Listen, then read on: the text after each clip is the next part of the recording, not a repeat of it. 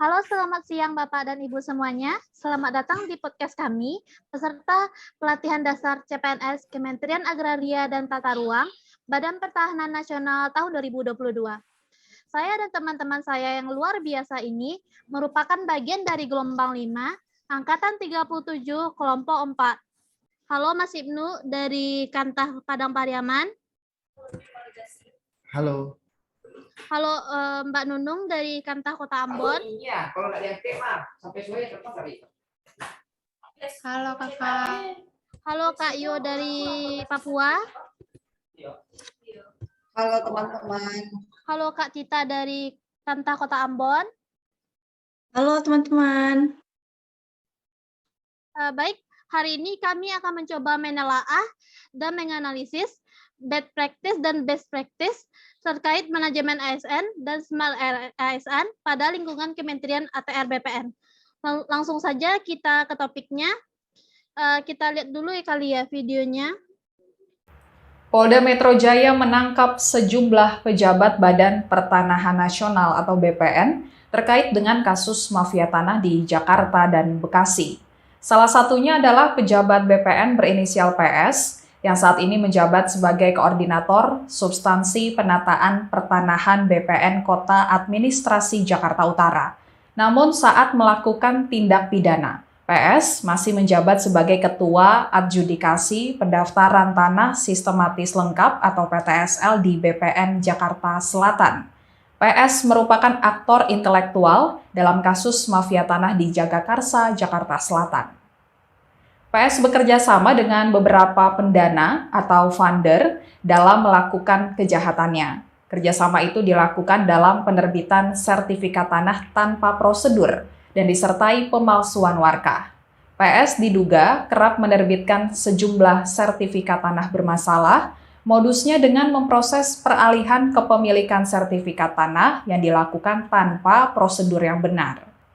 Kabid Humas Polda Metro Jaya, Kombes Pol Endra Zulpan mengatakan, disinyalir ada banyak objek tanah yang sertifikatnya bermasalah diterbitkan oleh oknum PS, dan saat ini ada 6 laporan yang sedang ditangani oleh pihak kepolisian. Polda Metro Jaya pun telah melakukan penggeledahan di kantor BPN Jakarta Selatan pada Kamis 14 Juli 2022. Dalam penggeledahan itu, polisi menemukan puluhan dokumen terkait praktik mafia tanah. Polisi juga menemukan sertifikat tanah yang tertahan hingga 3 tahun lamanya. Kemudian penyidik menemukan peralatan sederhana yang digunakan oleh para tersangka dalam proses peralihan sertifikat tanah milik warga secara sepihak. Kanit 1 Subdit Harda di Treskrim Polda Metro Jaya, AKP Mulia Adimara menjelaskan, alat yang digunakan pelaku dalam melakukan aksinya sangat sederhana, yakni cairan pemutih dan cotton bud untuk mengganti data-data penting dalam sertifikat PTSL. Setelah dihapus dengan cairan pemutih dan cotton bud, kemudian ditimpa dengan ketikan dengan atas nama tersangka lainnya di lembar sertifikat tanah tersebut. Selain PS, kepolisian juga menangkap Kepala Kantor BPN Kota Palembang berinisial NS, yang dipersangkakan atas praktik mafia tanah sewaktu PS bertugas di BPN Kabupaten Bekasi. Tersangka lainnya dalam kasus mafia tanah di Bekasi berinisial RS yang menjabat sebagai kasih survei pada kantor BPN Bandung Barat. Sebelumnya, RS menjabat sebagai kasih pengukuran dan pemetaan di kantor BPN Kabupaten Bekasi. Merespon penangkapan sejumlah pejabat BPN, Menteri ATR atau BPN Hadi Cahyanto menerjunkan timnya untuk melakukan investigasi. Menurut juru bicara Kementerian ATR atau BPN, Teguh Hari Prihatono, tim investigasi tersebut akan melakukan penelusuran secara menyeluruh di internal BPN untuk memberantas praktik kejahatan mafia tanah. Kementerian ATR atau BPN juga menggelar rapat koordinasi terkait dugaan praktik mafia tanah di lingkungan pejabat BPN dan akan menggelar sidang kode etik untuk menentukan nasib para pejabat BPN yang ditangkap oleh Polda Metro Jaya.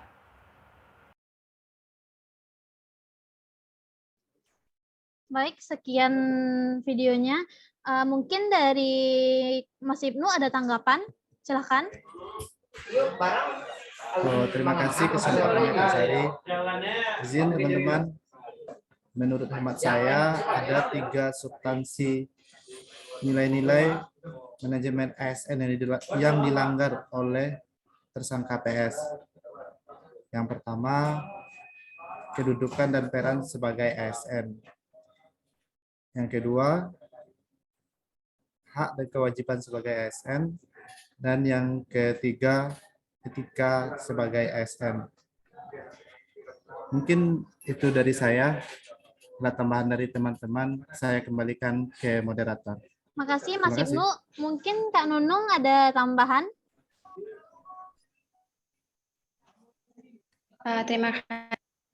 Jadi setelah kita menonton video bad practice tadi, yang dapat saya tangkap yaitu penyelewengan pelanggaran dalam manajemen ASN itu adalah yang dilanggar itu adalah profesionalisme sebagai seorang ASN, terus nilai dasar kita, dan juga kan manajemen ASN itu kan kita harus bagaimana kita sebagai ASN harus bersih dari KKN.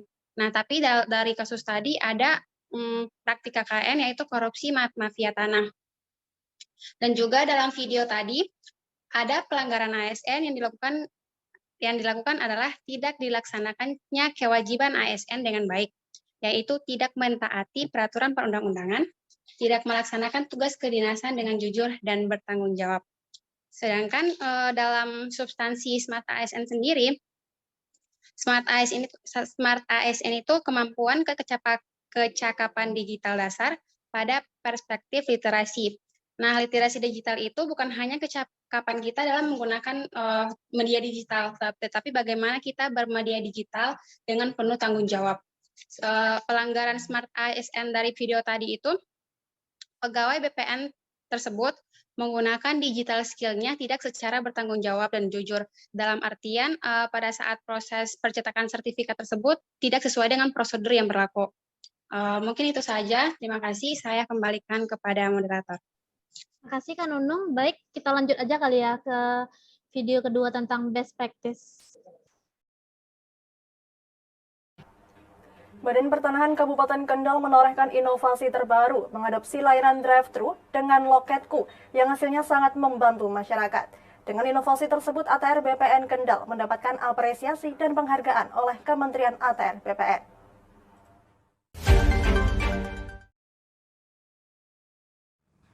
Kementerian Agraria dan Tata Ruang Badan Pertanahan Nasional memberikan penghargaan pada Kepala Badan Pertanahan Kabupaten Kendal.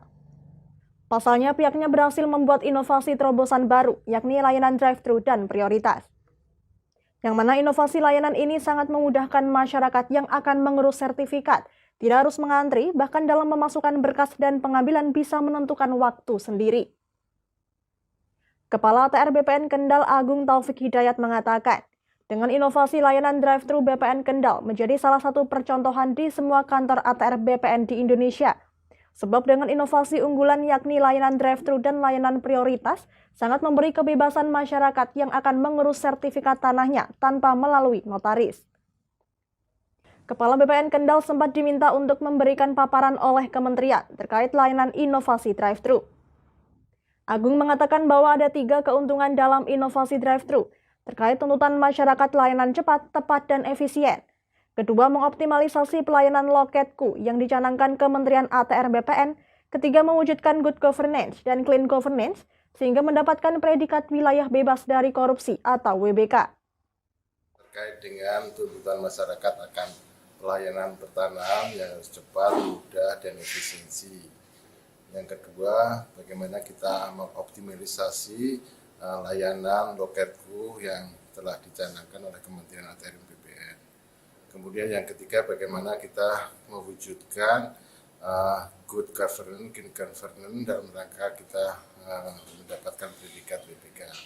Maka Kantor Pertanahan Kabupaten Kendal melaksanakan inovasi layanan, salah satunya adalah layanan drive-thru, di mana layanan drive-thru pemohon tidak perlu turun dari mobil ataupun dari kendaraan roda 2 dan dilayani tanpa ada antrean. Nah, tentunya pelayanan ini bisa memudahkan masyarakat untuk bisa mengakses terkait dengan layanan drive-thru ini. Agung menambahkan dengan di-launchingnya layanan drive-thru bulan Juli kemarin, sudah ada sekitar 60 orang yang mengurus melalui drive-thru yang dipadukan dengan Loketku. Untuk jam kerja BPN Kendal mulai 7 hari jam kerja, namun untuk Sabtu dan Minggu mulai buka jam 8 pagi. Sesuai dengan arahan Menteri Agraria dan Tata Ruang BPN Hadi Cahyanto ketika melakukan kunjungan kerja di BPN Kendal, bahwa pelayanan di kantor BPN Sabtu Minggu dibuka untuk layanan prioritas bagi masyarakat Kendal yang pada hari kerja tidak bisa mengurus sertifikat, sehingga masyarakat bisa mengurus sendiri tanpa melalui notaris. Dari Kendal, Muhammad Arya, Lingkar TV, melaporkan. Nah, gimana tanggapannya Kak Vena? Iya, terima kasih atas kesempatannya. Terkait video best practice yang tadi, menjelaskan bahwa Kantah Kabupaten Kendal itu dia sudah menerapkan Smart ASN ya, dengan mencanangkan layanan drive-thru dan layanan prioritas. Nah, ini menurut saya dengan adanya layanan tersebut itu membuktikan bahwa pegawai ATR BPN ini dia memiliki kemampuan untuk mengikuti dan beradaptasi dengan perubahan transformasi digital yang berlangsung sangat cepat dengan kompetensi literasi digital yang mumpuni sehingga dapat mendukung pelaksanaan tugas dan fungsi pada jabatannya dan juga tetap terus meningkatkan kompetensi diri. Mungkin itu saja, terima kasih. Baik, makasih Kak Vena. Kak Yo, gimana nih? Ada tanggapannya nggak? Baik, terima kasih untuk kesempatannya. Mungkin tambahan sedikit dari saya terkait dengan video tadi, bahwa best practice-nya sudah sesuai ya dengan keadaan kecanggihan Indonesia saat ini, di mana teknologi sangat dibutuhkan untuk membantu pekerjaan setiap ASN, sehingga dapat dikatakan bahwa ASN di daerah tersebut sudah dapat beradaptasi dengan teknologi. Kemudian nilai percepatan transformasi digital yang sesuai dengan penerapan Loketku, yaitu berkaitan dengan digital skill, di mana ASN di sana sudah cakap menggunakan media sosial, sehingga mereka membuat terobosan baru, inovasi-inovasi baru dalam pelayanan kepada masyarakat. Mungkin itu saja yang saya bagikan. Terima kasih. Makasih Kak Yo. Setelah mendengarkan tanggapan teman-teman saya terkait bad practice dan best practice, saya akan mencoba memberikan kesimpulan. Dengan adanya materi core value ASN serta manajemen ASN dan smart ASN diharapkan mampu mengatasi masalah-masalah yang ada di instansi. Baik, karena waktu yang terbatas dan penjelasan teman-teman saya yang sudah cukup jelas, kami akhiri saja podcast kami. Sekian podcast kami, sampai jumpa di lain waktu.